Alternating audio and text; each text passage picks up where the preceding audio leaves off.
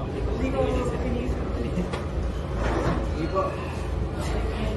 Good evening, everyone. Welcome to our post-game press conference. We have here Kim Fajardo, Coach Melvin Capor, Majoy Baron, and Elena Somalenko, the PLDT High School leaders who are now in the semifinals. Coach, congratulations on this victory. 5 sets, nilaban din talaga ng team. Anong masasabi mo sa maging performance nila?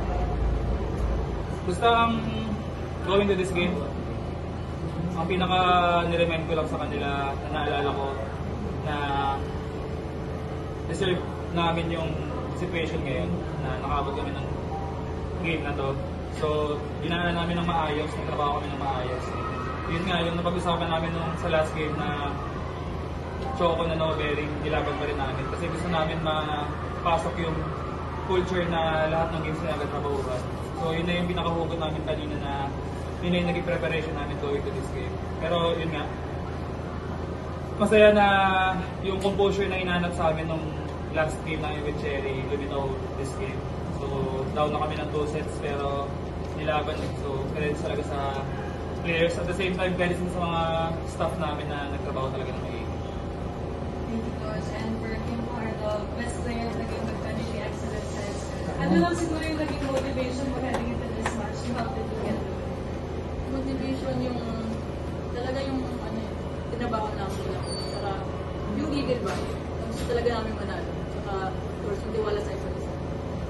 Thank you. And Majoy, sa fifth set, ikaw din talaga yung sa mga nagdala sa team into that fifth set. Ano lang din yung mindset mo in that last set na talaga nag-kirush mo yung best mo? Parang pinabubutan mo lang yung experience, not only dun sa buong conference, but also sa buong volleyball career na pag mga ganito ang magpipitan, mas masarap maglaro. Thank you, Majoy. And for Elena, you had 37 points in this game. How does it feel that now the team's finally in the semifinals? I don't approach it, but of course I'm happy. Today all girls show best game and yes. Thank you. For some introduction. For Kim and Majoy, ayun alam naman natin yung first conference pinatapos yung team sa series. Ngayon natulungan nyo na sila makabalik. Kung mag-ano lang pakiramdam na magsiseries sa ulit yung PLDT after a year. Pakiramdam ko sa inyo. Masaya kasi, pero hindi naman namin ako, hindi ko iniisip na ganun nga na dahil sa addition. Kasi may sistema sila eh. Kami yung pumasok. So kami yung nagdala sa system. So thankfully, gumagana naman. Naka-adjust kami dun sa system ng PLDT and bumagay yung laro namin. And nagtutulong-tulong talaga kami sa training and sa games. Elena, you had a great duel with Campbell today. She had 40, had 37. So I guess you've been saying that you're ready against any import, no matter who it will be. But how proud of you of your own performance today in a knockout situation? My focus not Campbell. My focus my team and game, our game, you know, and to show this volleyball and to win. It doesn't matter Campbell or another import. So. And Coach Ralph, pangatlong semis pa lang po ito ng PLDT ever.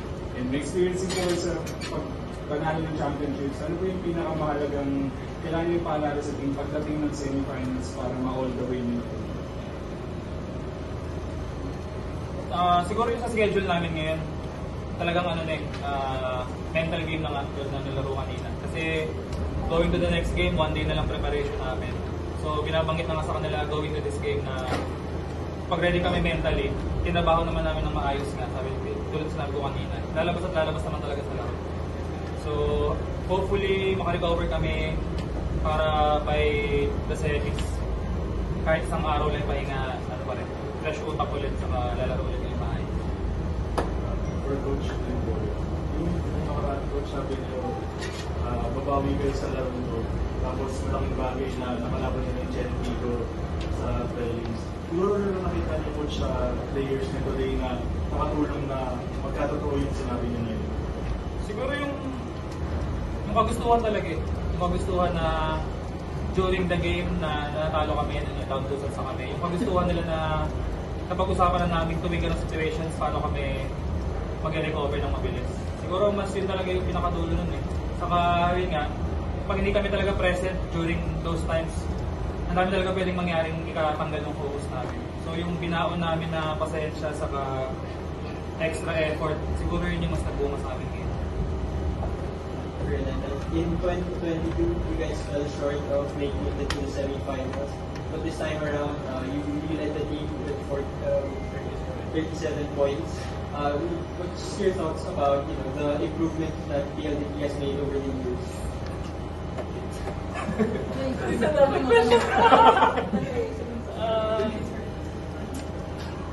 I don't know.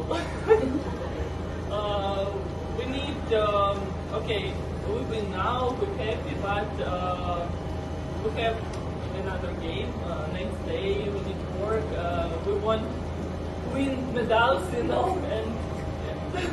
sorry, it's my number. Coach, yung makalaban niyo sa semifinals and sa high currently unbeaten team, ano lang siguro yung magiging mindset ng team na din yung for the champion, for a spot in the championship? Siguro, by this time, hindi na nagamatter yung record going to that game. Talagang, yun nga, sabi na natin yung paganda na talaga ng gising. Pag nag-click, mag-click, makukuha na talaga. Saka, at the same time, siguro hindi naman sa amin mas may pressure. Kasi yung record naman namin, hindi naman perfect. So, nandun pa rin kami sa tatrabaho pa rin kami. And, itatry talaga namin i-challenge kung ano naman yung ibigay sa amin. Thank you.